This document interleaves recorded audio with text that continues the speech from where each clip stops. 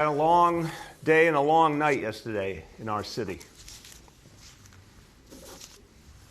And I want to talk about the whole picture. I'll be very quick, and you're going to hear from Commissioner Shea as well. Most important thing always is to protect the lives of all New Yorkers. There was a lot of activity around the 5 boroughs yesterday, well into the night. The bottom line, the most important thing, thank God, is that lives were protected.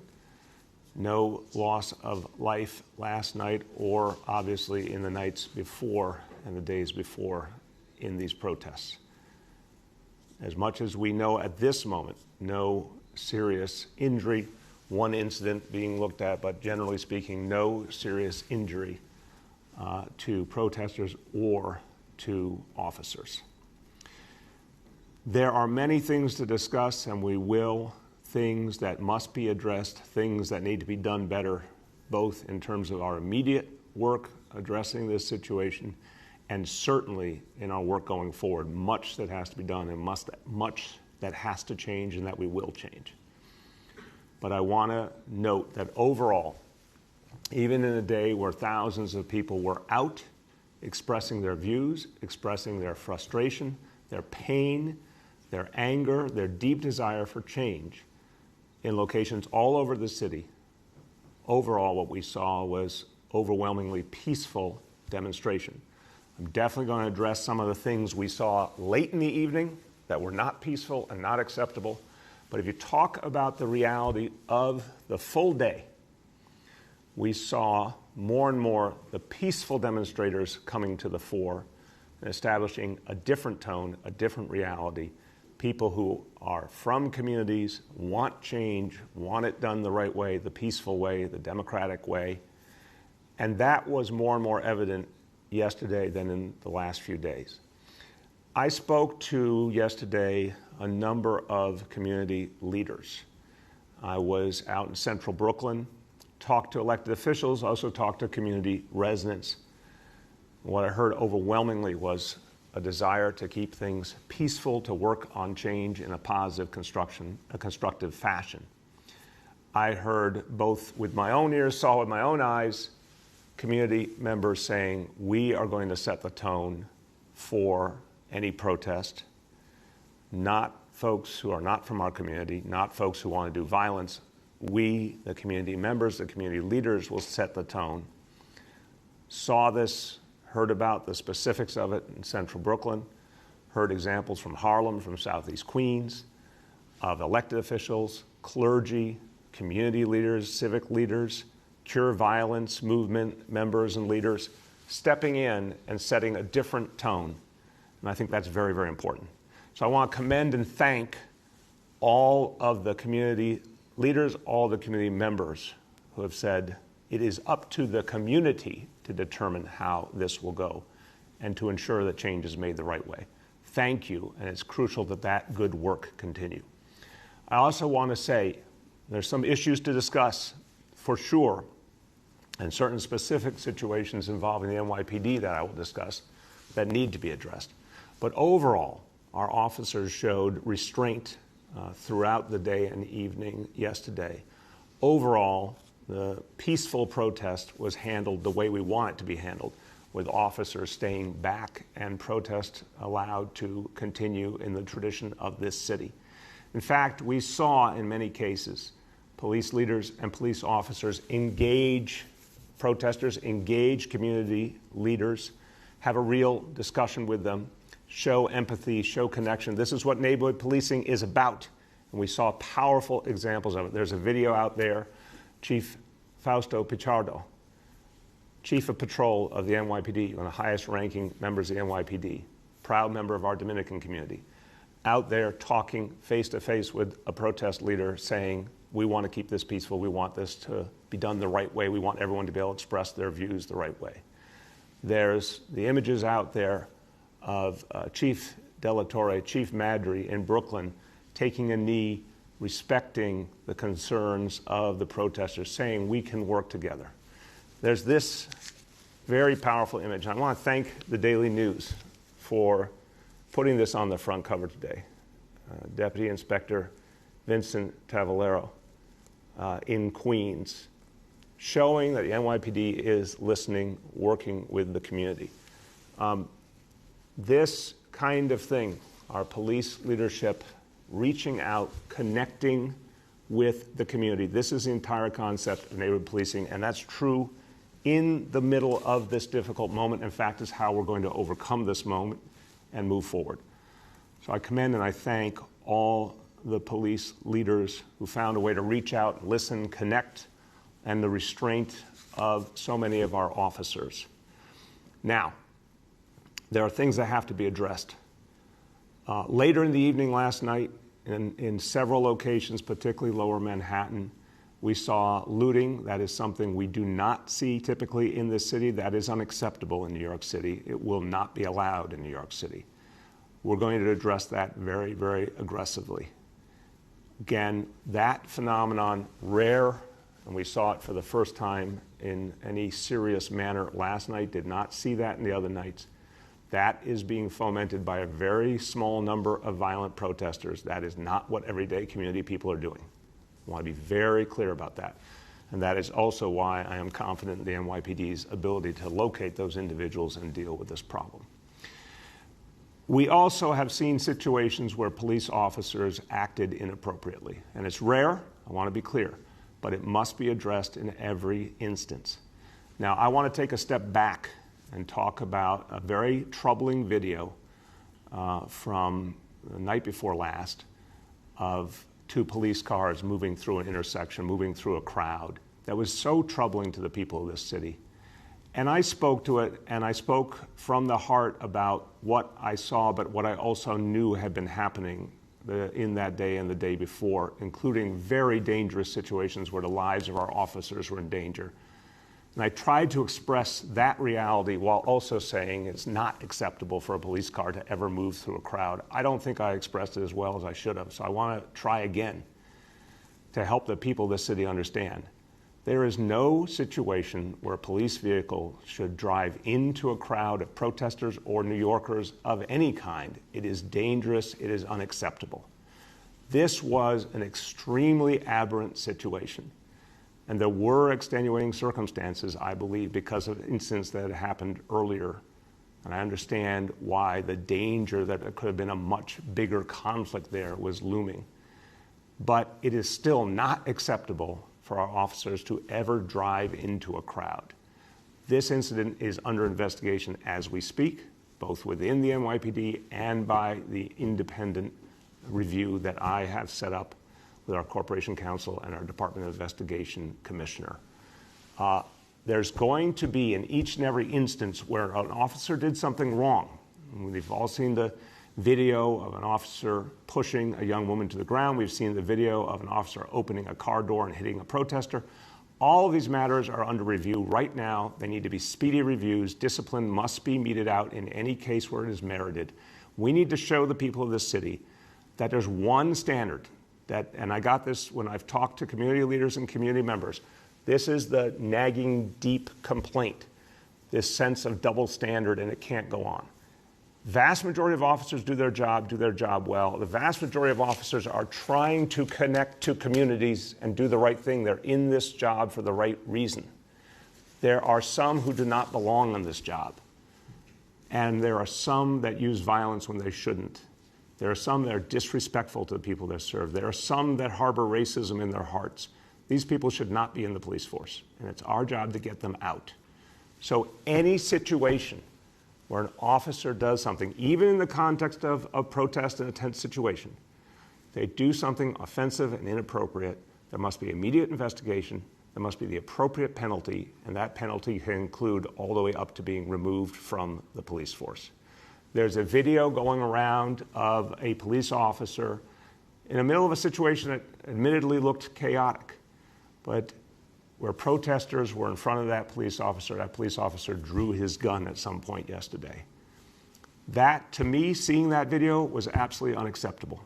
Now, I don't know all the circumstances, and we must know all the facts. There will be an immediate full investigation of that incident. But I can say as a New Yorker, as your mayor, as someone who understands that the vast majority of protesters are there peacefully, and even those who do have that violent intent are still human beings, we have to always know it is not the place of an officer to pull a gun in the middle of a crowd, knowing that there are peaceful protesters in that crowd. That is unacceptable. That is dangerous. And I want you to note on that video how a superior officer immediately came over and moved that officer away from that crowd. That officer should have his gun and badge taken away today. There will be an investigation immediately to determine the larger consequences.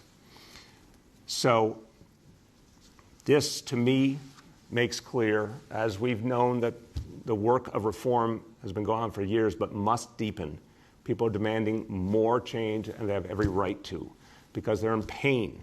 They feel an injustice is being done to them every single day. I've talked the last few days about what racism means in people's everyday lives. For so many people, in so many communities of color, and this particularly afflicts people of African descent, racism hangs like a cloud every hour of every day. And if their assumption is in their encounters with a police officer that they will not be given fair and equal treatment, that's an unacceptable state of affairs. So how do we change it? In addition to neighborhood policing and body cameras and all the other things that we've tried to do to change policing, what more can we do? Here's what we could do immediately.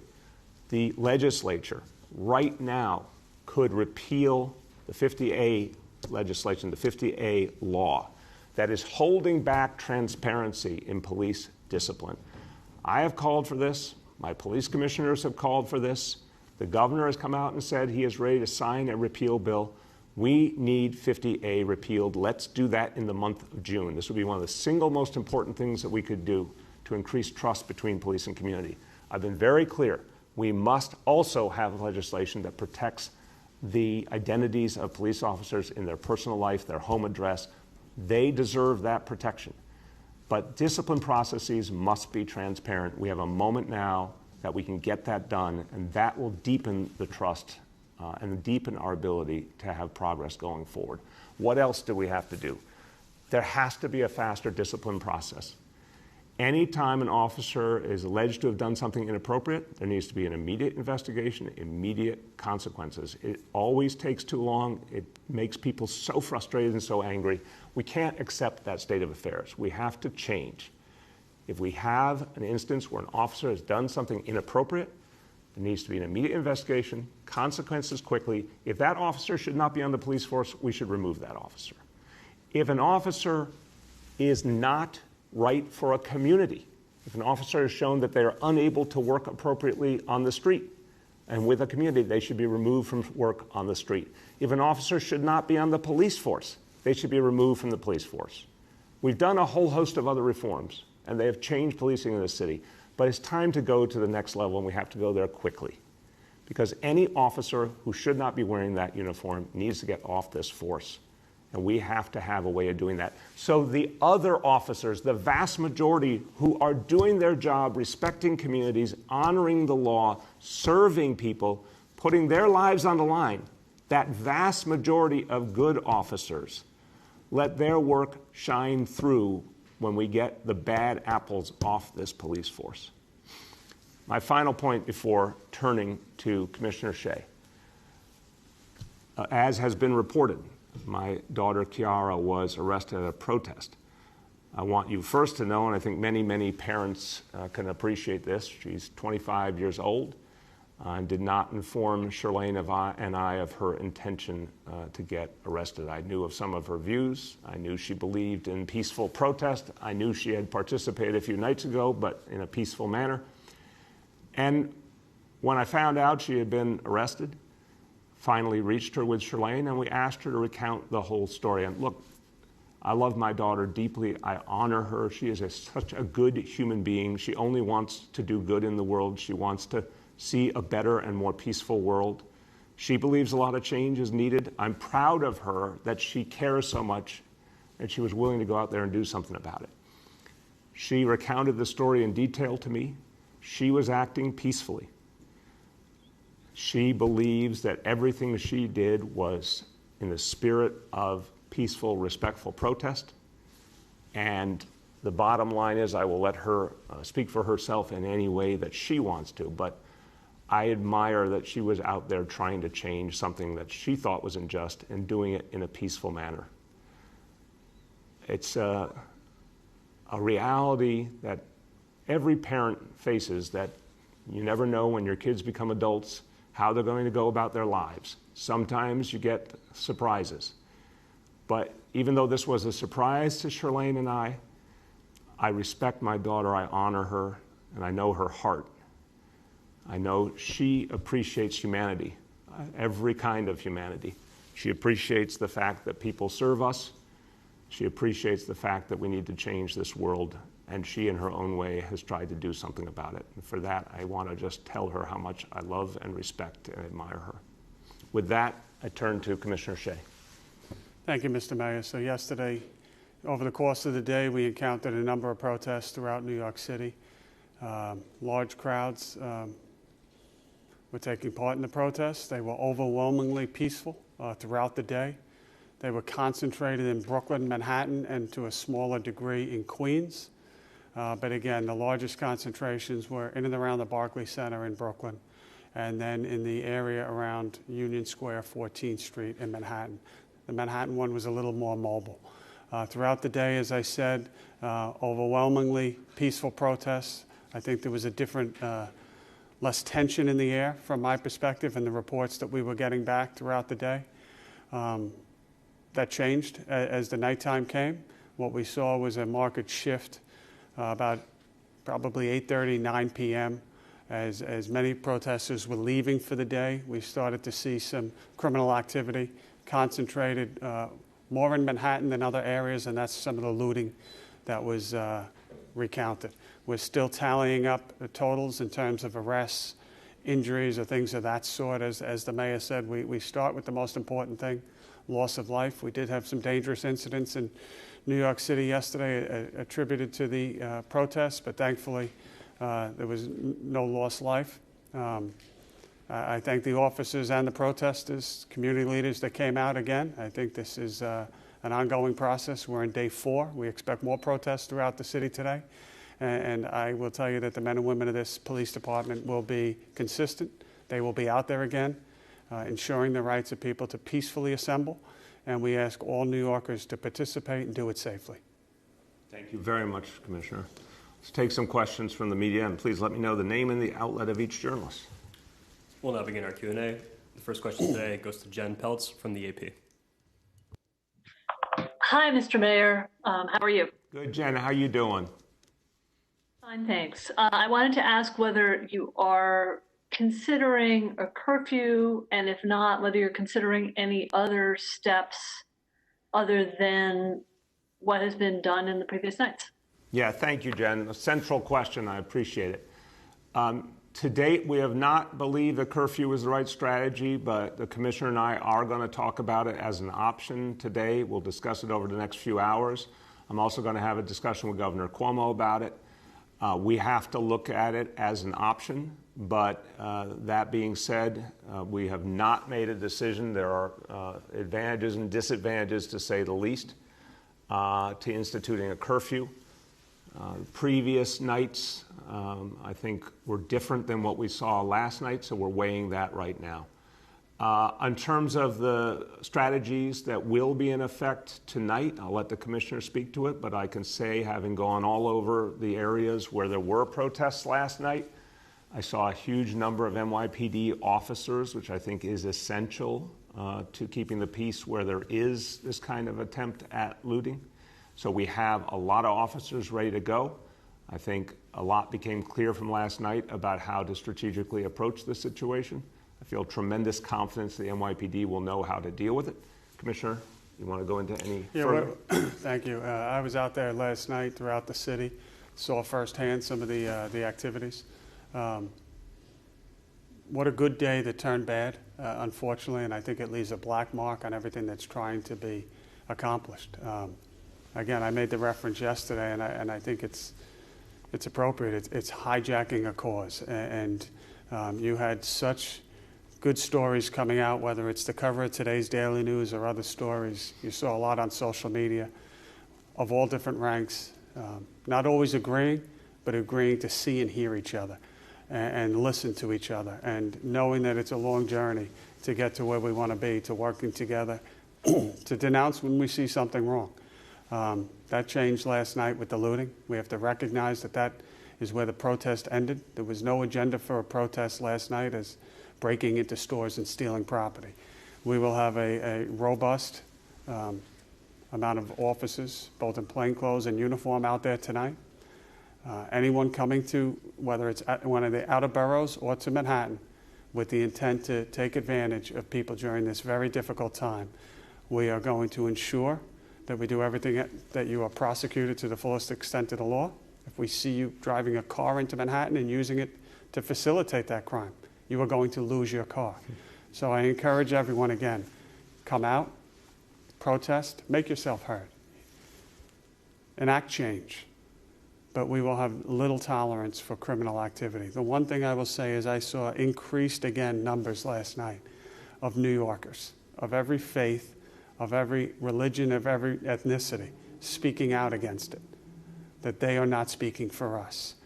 I saw many incidents where I was, quite frankly, a little worried that it was going to turn to violence, where people confronting people that are breaking windows on stores, saying that doesn't help us. I saw doormen, I saw residents coming down trying to aid, and I think that we are a significant part of this story, the NYPD and law enforcement, but it's a groundswell that's going to really end this terrible situation that we're in the middle of now. And we encourage all New Yorkers to speak up, speak your cause, whether you agree or disagree, but do it peacefully and work with us. Thank you. The next is Dave Evans from ABC.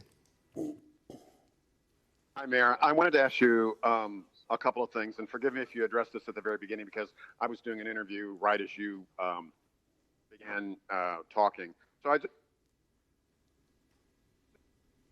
Dave? We seem to have a problem with Dave's audio 2 days in a row. Dave, are you there?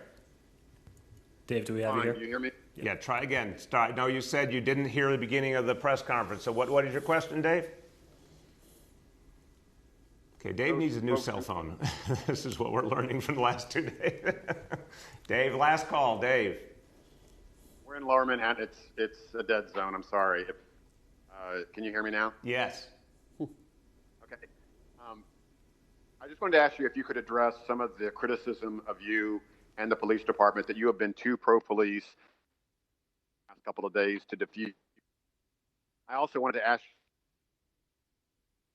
Dave, you got to get to a better cell zone, so I'll take the first part, and if we can get him back, we'll get the rest of his question.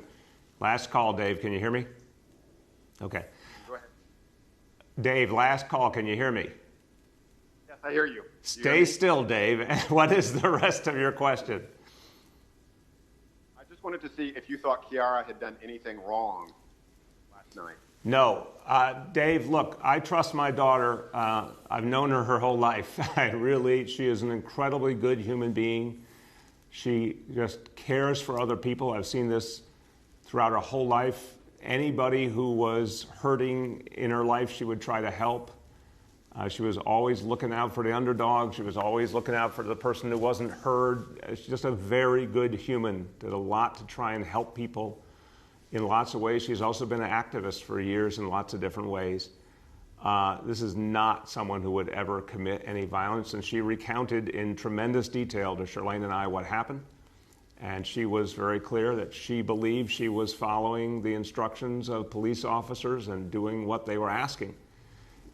So again, I'm going to let her speak for herself about the details, but absolutely, she was abundantly clear.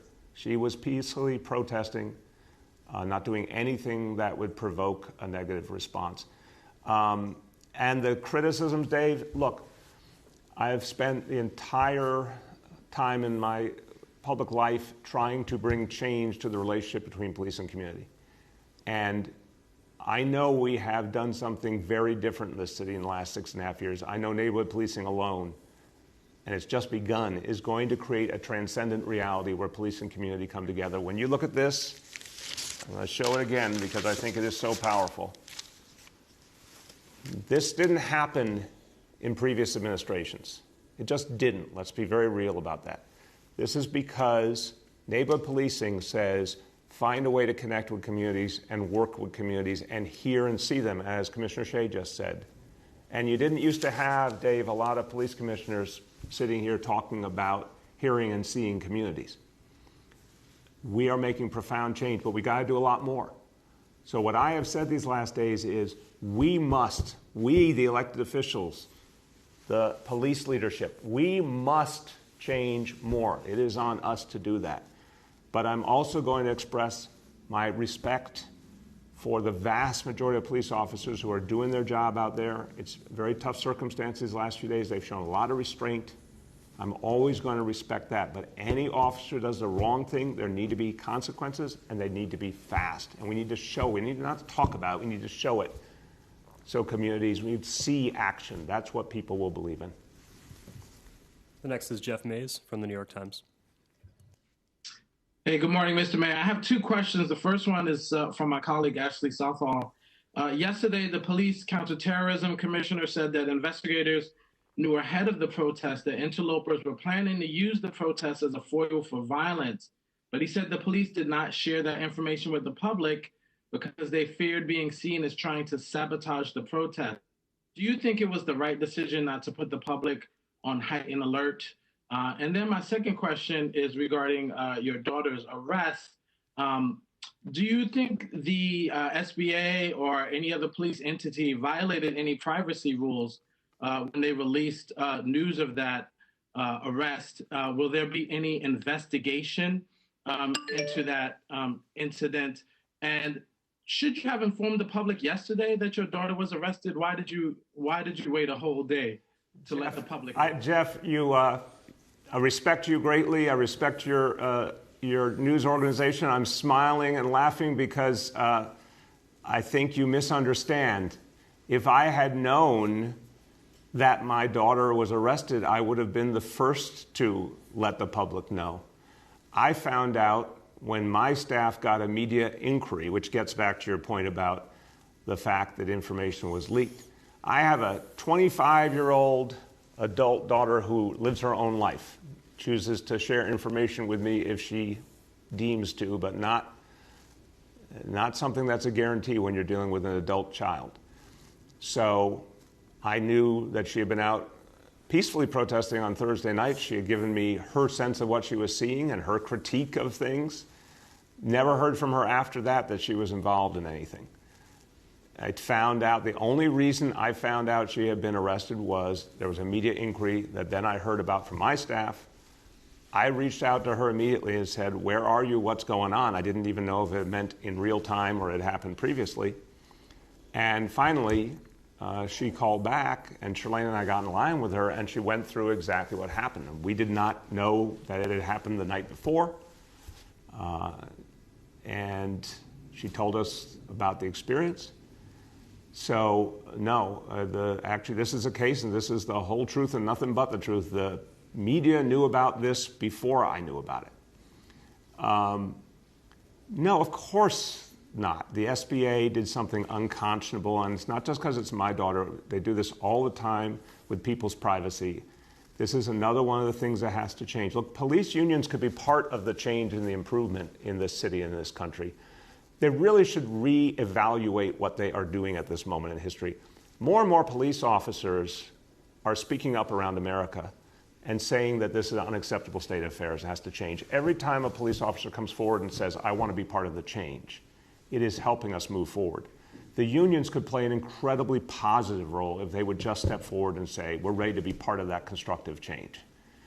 But when they leak information on someone, it's absolutely inappropriate. But I'm not going to tell you that it's only happening to my child. It's happening to people every single day. All the things you often report about, all of you, come from leaked information within the NYPD that's not supposed to be leaked. So I don't want to see anything done more than would be done for anyone else. But I wish the whole phenomenon would stop. I don't think it's fair that people in law enforcement inappropriately provide information that's not supposed to be public on individuals, but they do it every hour of every day, and you all report it every hour of every day, so there's a little bit of a contradiction.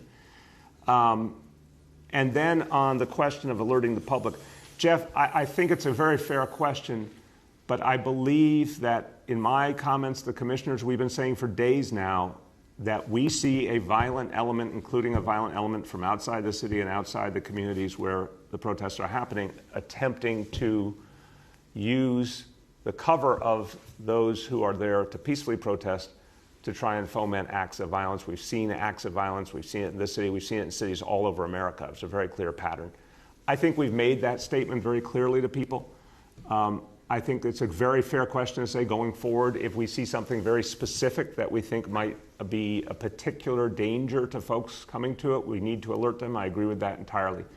But I feel like we did try to say to people, maybe we need to say it more sharply, that there is an element out there that aims to do violence. They will be out there again today. Again, I'm hearing from mayors all over the country the exact same pattern we're seeing here. Vast majority of protesters are peaceful, small group, going in the midst of the peaceful protesters, using them as a shield, and then trying to attack officers or trying to attack property.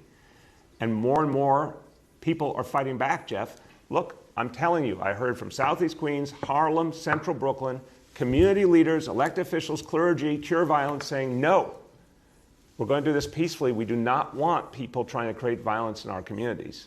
If you're going to do that, you need to get out of a protest in our community. And a lot of times the protesters who were there to do violence left because the peaceful protesters, the community-based protesters, took over the situation. Or like what Commissioner Shea said about some of the looting last night, where community members came out and were confronting those who were looting. So there are a very small number of people doing this violence, very small. We have to get them, we have to stop them, but more and more I think the answer will be community members stepping forward and saying, we will not accept this. The next is Nolan from the Post.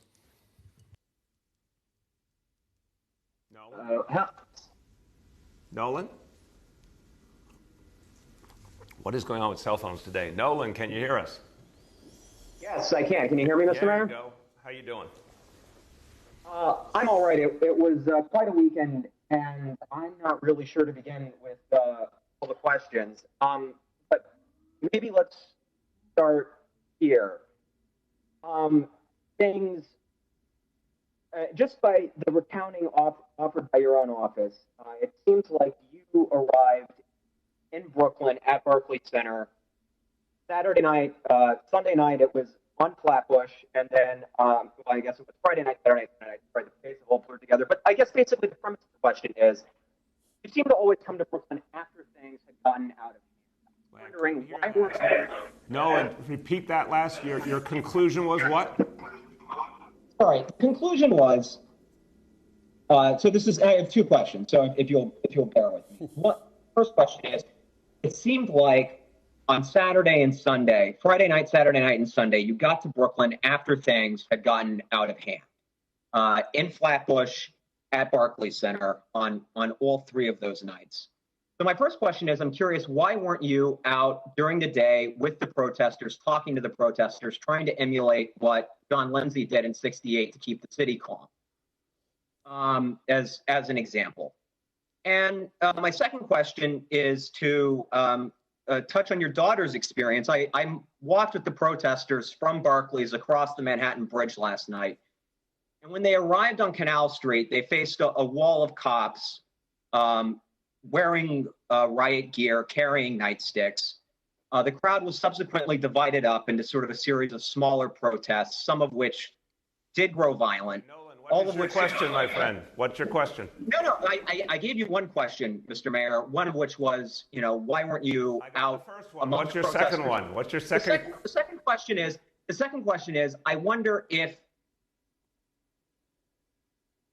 everything that I've seen Saturday night and Sunday night doesn't meet sort of a common English definition of de-escalation, doesn't sort of meet a common English definition of what you would think community policing has looked like. I wonder if you think the police in these instances have been too aggressive.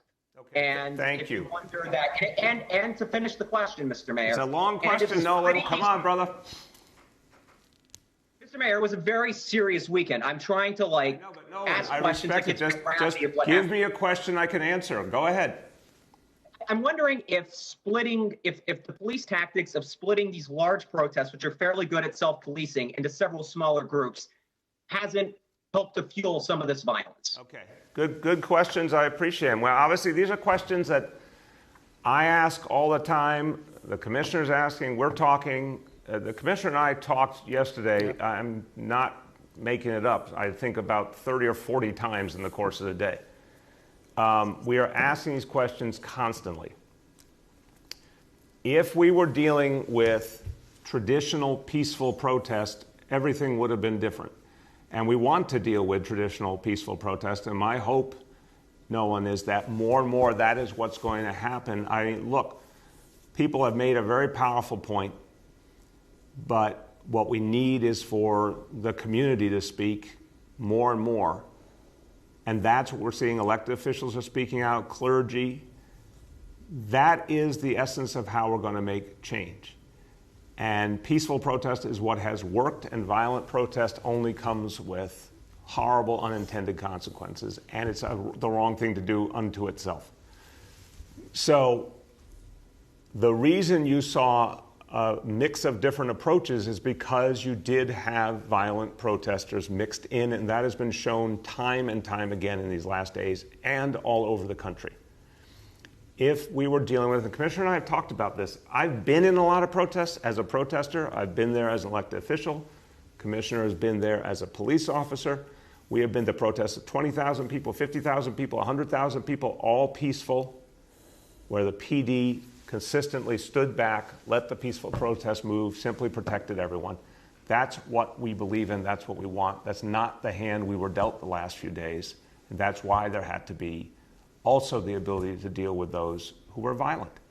So it is a balancing act the commissioner can speak to as well. Clearly, you saw yesterday many police officers working to de-escalate and the community coming to the fore. And I think those are very positive trends. We want to deepen those trends. To the 1968 reality, it's not 1968. We're in a whole different reality. I constantly think about what is the right way to engage. And what I've found it is to work with community leaders, who I'm talking to all the time, to figure out whether the best actions we can take to address concerns about each protest. I'm monitoring each and every protest as they're unfolding. When I go somewhere, sometimes it's because I don't like the answers I'm getting, and I go there to see for myself and to meet with the police leaders to talk about exactly what's going on. But it's not 1968. We're in a different environment. I think sometimes when a leader puts themselves in the middle of a situation, it actually exacerbates the situation. It doesn't address it when you're talking about a situation like this where there are different kinds of protesters. If we were dealing with community members, I was speaking to community members in central Brooklyn. I do that all the time throughout my life in public service. I'll do that all day long. But when you're dealing with folks who want disruption, who want to create something that will go on video and that becomes their cause to create a visible disruption, I got to be smart about how I handle that. So we're conscious of this all the time. But in my conversations with community leaders, my conversations with community activists, people are working to address this problem at the grassroots, and that's what matters. You want to add anything? Yeah, I'll just say, generally speaking, nothing would make us happier than a large group voicing their opinion safely. That happened yesterday at the Barclays Center. There was a large number of people there for many, many hours. And I would describe it as not contentious at all. There were some police officers there. There was very little hostility at all, if at all. There was also police officers in reserve should things get out of hand, but thankfully it didn't come to that. There's another group in Brooklyn yesterday that I got to give them credit. I think they marched halfway around the world. They walked all over Brooklyn to Manhattan, back. Eventually they met up with the group at the Barclays Center, and all of that was accommodated, and that is generally speaking what we would like to happen. Again, peaceful. But we are also fluid, and we also go by the conditions on the ground. And just yesterday, there were some occurrences that took place. I'll give you a couple examples, where we had to either alter a route or, as you said, divide a route for safety reasons. We had one occurrence in Brooklyn where protesters were actually fighting with other protesters, and it got dangerous. We had a very small number during that march I described, where people made their way into the march and threw objects at police officers. That caused some alterations to the route. But again, if we can go in with a surgeon and a scalpel and make a correction or make a couple of arrests and allow the larger group to continue, that's what we look to do. And the last one I can think of off the top of my head is we had an occurrence yesterday where people were trying to light fires and burn stores down. And we cannot have a large protest moving towards that. So that's one of the situations you described. So I think I would agree with you that we try to be as flexible as possible, let protests march, exercise their right. That's what we all want. Overwhelmingly, it worked yesterday. We had very minor issues until it got dark yesterday. Amen. The next is Juliet from 1010 Wins. Yes, good morning, Mr. Mayor, and good morning, Commissioner. My first question is for Police Commissioner Shea, and then Mr. Mayor for you. Commissioner, how do you know who these outside agitators are? Who are they? Where are they coming from? Are they identifiable in any way? And Mr. Mayor, you're calling the looting not acceptable and will not be allowed. Is that the strongest language you can muster for people who are destroying cars and property and stealing merchandise in stores? Juliet, I'm not going to fall into the notion of I have to use a certain language that someone wants to hear bluntly. I'm just going to be real with you. We're not going to allow it. It's illegal. It's wrong. And we're going to go deal with it. These folks have nothing to do with peaceful protest. What they're doing is criminal. So we're going to go deal with it. That's the bottom line. Commissioner, on the other question. Juliet, on the Deputy Commissioner John Miller's comments yesterday, I think he briefed members of the media yesterday. There are a number of ways that we look at this. We obviously have made some arrests, and we have the intelligence from those arrests, who was arrested. There's also a variety of open source advertisements, if you will, that are put out for the public to see. Some of this is not unique to this environment that we're in right now, unfortunately, where you have outside agitators coming in and trying to rally up people to do some bad things. That's done under the cloak of a greater cause. And again, this is what we're dealing with. It makes it a little bit difficult right now, but we are working with federal partners. We're working with local authorities and just trying to, number one, first and foremost, as we start everyone, make sure that we don't have loss of life or we keep people safe. Then we quickly go to property. What we saw yesterday, we never want to see, and we're going to do everything we can to stop it, whether it's committed by somebody coming from outside or somebody within New York City. The next is Rosa from the city. Hi, Mr. Mayor. So you're taking kind of a bad apples frame to violent behavior by police. That was your worst day, and I think by protesters too. But there are more sort of systematic ways to think about how police handle protests. There's a whole body of literature on how the kind of uniforms people wear, whether they wear helmets or not, whether they split crowds, whether they're on bicycles as opposed to bringing SUVs onto the street, and how that influences what happens. And so my question is for you and for Commissioner Shea, like, has the PD changed its model for crowd control in 20 years? What is the philosophy here? Does it need updating, or is this all kind of reactive, kind of individual responses? You get my question? Yes. Yeah. No, Rose, it's a great question. I'll start and turn to the Commissioner. There's a really good point you're making, and I appreciate in Nolan's question too, about whether there are parts of the tactics that have the reverse impact. And I would say if we were dealing with consistently peaceful protest, it would be immediately clear that we do not want riot gear. We do not want a large number of police officers. We want a de-escalation approach, just like we are showing in everyday policing. And I know that de-escalation training has had a huge impact on how police encounter a situation, because we've seen the reduction in gun discharges. We've seen the reduction in incidents that turn violent because of de-escalation strategies. And I think you're right also to say even how police present themselves to the community, it is structural. It's not just about talking about bad apples. I agree with you. The culture of policing has to change. And that's what, at least from the policy level, we've been trying to do with the de-escalation training, with implicit bias training, with neighborhood policing, with a whole set of strategies I think are being felt on the ground in many ways, but we got a lot more to do. I think when you're dealing with a protest that mixes a small number of dedicated violent protesters with a group of peaceful protesters, it creates a deep complexity that has to be addressed. We see it. Rosa, we see it. We have, I wish we didn't, but we have the examples of the violent protesters. We've seen their instructions to people of how to attack property, of how to bring weaponry with them. We've seen the weaponry that's been recovered. We know there is a small subset doing this, and that changes the whole nature of the police approach. So I think your question leads to a really powerful point. Are we trying to get to the day where it looks very different and when there's a protest and the amount of police, the look of the police, the approach of the police? Absolutely. And I think we were doing that in many ways. Recent protests I've been at, like the climate strike, the police presence was very, very subdued.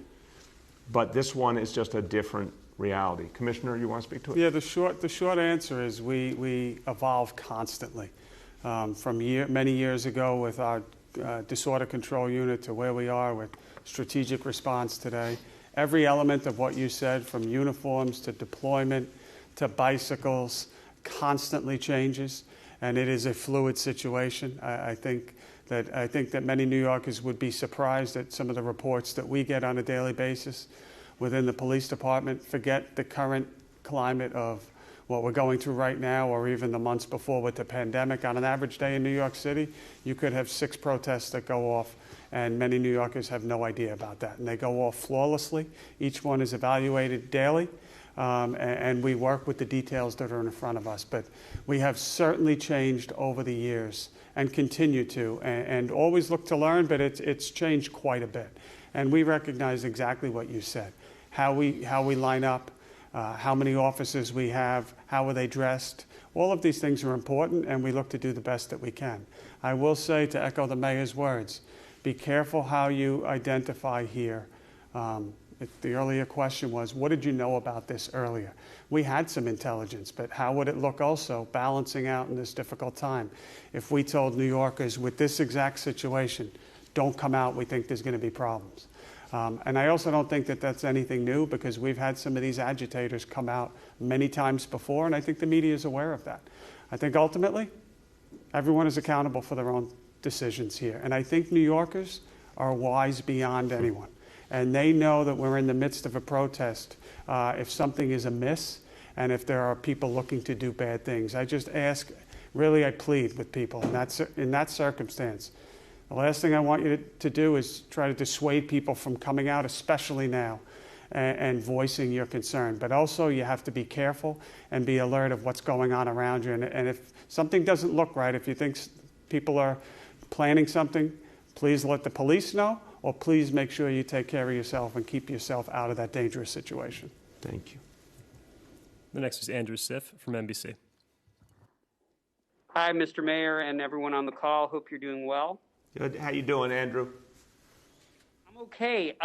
We're nearly an hour into this news conference, and to my knowledge, no one has even mentioned the pandemic. So what I'm wondering is, first of all, do you have any concerns about all of these crowds gathering, regardless of the purpose and regardless of the passion, in terms of public health? I'd love it also if one of your public health experts who's on this call could answer as well. How much are you concerned that there will be a rise in COVID cases as a result of all of these crowds? And why have you not made public health statements over the last couple of days reminding people about social distancing? Yeah. Andrew, excellent questions. We've been talking about this. I don't think we have our public health folks on now, but they can certainly speak to it later. Andrew, this is, I have to say, and I want to just express this openly to everyone. Just a few days ago, what we were entirely focused on, all of us, was one of the greatest challenges this city has ever faced. This pandemic, this painful, horrible crisis, taking the lives of so many New Yorkers. When I was out in central Brooklyn yesterday, maybe I had 15, 20 conversations with just everyday people on the street. Overwhelmingly, people were talking about their concerns about their health, about their kids, about the fact they were running out of money or they had not gotten checks from the federal government. Some people, of course, raised concerns about criminal justice, but most people are dealing with this crisis. They're scared. They're scared for their health. They're scared for their family's health. They're worried that they don't know where things are going with this coronavirus. That hasn't stopped. Andrew, I think the honest truth is we are dealing with, right in the middle of that, another absolutely unforeseen moment that's vast in its scale, that if there had not been the coronavirus now, this last few days would stand out in American history as a painful, profound moment. And you're seeing it happening literally in cities big and small. It looks like entirely all over the country. So I think we've got two almost exact opposite realities, if you will, that are colliding at the same time.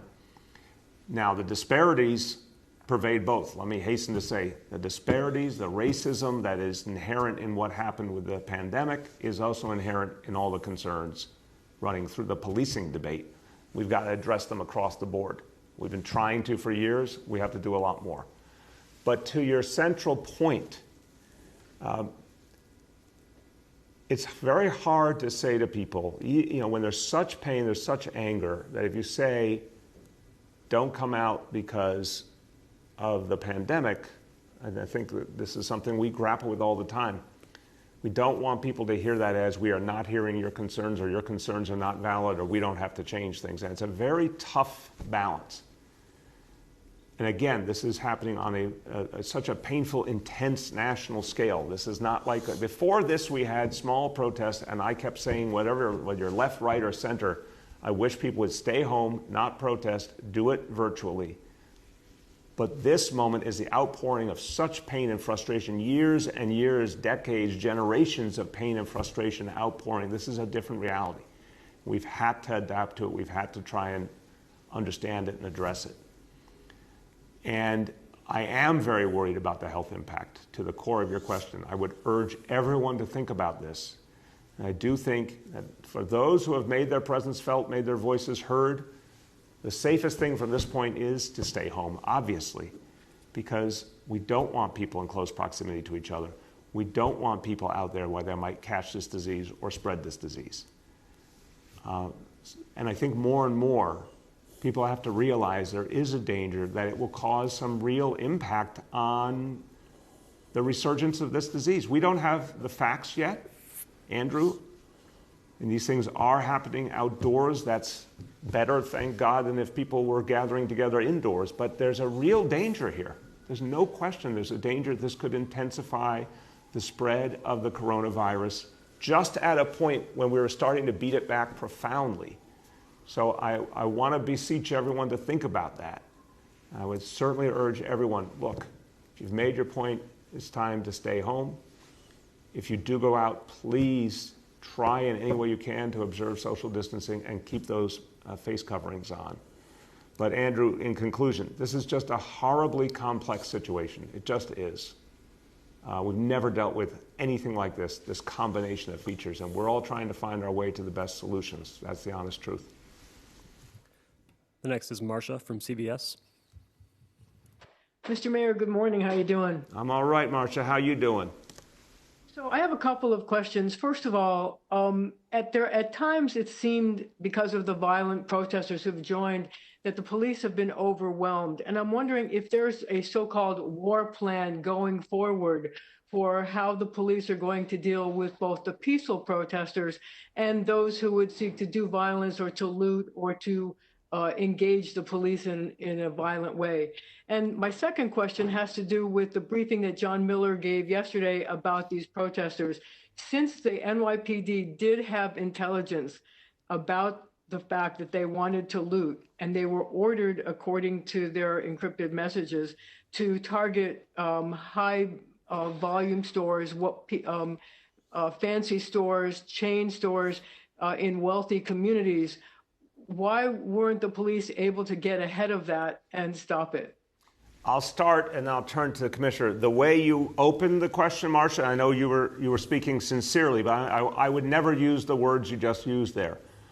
We have a peace plan. We have a plan to keep the peace.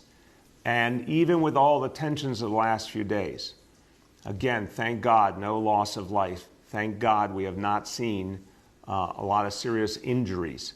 We had some situations that could have been very, very bad that were averted in large measure because police leadership showed restraint and saw situations and dealt with them before they got worse. And we've got things that weren't done well and we have to fix. But overwhelmingly, the plan has been to keep the peace, to respect the peaceful protesters, to deal with those who are aiming to do violence. And that was working. It was not perfect by any stretch. And the fact that a lot of these violent protesters in particular break off and go all over in different groups makes it really challenging for the police. Now, that's not new in the world, Marcia. We've been seeing that kind of violent protest, that kind of tactic for years around the world. We hadn't seen it as much in this city. And again, some of this is from the city and some of this is from outside. But that puts a real strain on the NYPD trying to chase all sorts of groups and trying to be present in so many areas simultaneously. That said, it was working and working in many ways very well until about 9 o'clock last night. And then we saw something we hadn't seen as much. And that now needs to be defended against in a new and different way, and that's what will happen today. There was a lot of presence out, and we're going to make sure that presence is in the right places, seeing what we now are seeing from this violent few. But from the peaceful protesters, we saw people trying to just get their message out and not attacking property, not attacking people. So this is a day-to-day, hour-to-hour thing, and we're going to constantly make those adjustments. Commissioner. Yeah, Marcia, thank you for the question. I mean, when you talk about intelligence and deployment and how they come together, I think the mayor touched on what we face at times, trying to be that even keel in respecting the right to protest, in dealing with cowards, if you will, that are hijacking a cause and look to do ill will to New Yorkers, whether it's property damage, whether it's think of the New Yorkers that are calling for help and now have to wait longer. I mean, it just has so many impacts by some of these, whether it's barricades or fires or looting that is taking place. So the officers have been very nimble. I think when you look at what happened last night, we're still tallying up the arrests. They were certainly deployed in the right place and engaging. I expect there to be close to probably 400 or more arrests just from last night, Marcia, just regarding looting and similar types of activities. And we need the rest of the criminal justice system now to step in as well. And we need a deterrent. And we need, Marcia, consequences. We need the Manhattan DA's office. We need the Brooklyn DA's office to do their job and make sure that people have the right to protest freely, but there is a line. And when you take bricks, whether it's throwing it at police officers, I can't say enough to thank the Eastern District for prosecuting those cowards that threw a Molotov cocktail at our offices. But all of these, I think we separate minor actions and being flexible and understanding the environment we're in and allowing people to protest. We know that there's going to be some minor arrests made. We are able to deal with that, and I think that comes with the territory, and everyone understands that on both sides. What we do not have patience for is violence, lighting fire. You're putting people's lives at risk. And that's where we need the prosecutors to step in and make people understand that it's unacceptable and there are consequences. Go ahead. Last question for today goes to Henry from PIX. I just wanted to zero in on these issues of outsiders a little bit more. I'm wondering why, Mr. Mayor and Commissioner, we're shying away from being more specific. I know 1 out of 7 were outside of state. according to Mr. Miller the other day. But, you know, what's the ethnic background? What are the political background? We're hearing white supremacists in other states. So with all that intelligence, why can't you be more specific about what's going on here? Yeah, I mean, we will get you, Henry. This is going to be day-to-day gathering information, and I've said to the Commissioner, John Miller, keep putting it out to the media as you get facts, keep putting it out. I'll be plain. What we're seeing, certainly from the people coming out of town, primarily white people, and certainly from some of the young people that we have seen who are not from neighborhoods and go into neighborhoods and do violence, they happen to be white people as well. I struggle to categorize their ideology because it doesn't resemble anything that I've ever seen as a coherent philosophy, but I do know they want to cause destruction. So we should continually get you more and more information, but it just doesn't bear any resemblance to what the communities, the folks who are expressing their grievance at racism, at structural institutional racism, at the problems of policing, they are of and by and for the communities of New York City. And then I think there are some others, whether they're from different neighborhoods in the city or from outside the city, that have a different agenda, and it is definitely a violent agenda. And it's not consistent with what community people are calling for. So that's the reality, but we will get you more information as we have more. Everyone, we're going to keep you updated, and we're going to let New Yorkers know what's happening, but most importantly, let's keep the peace today. Good people out there, speak up, keep the peace in the community, and then we have to move forward. We've got a lot to do in the city. We have to get back to fighting this coronavirus. We have to get back to being unified and doing this together. Thank you, everyone.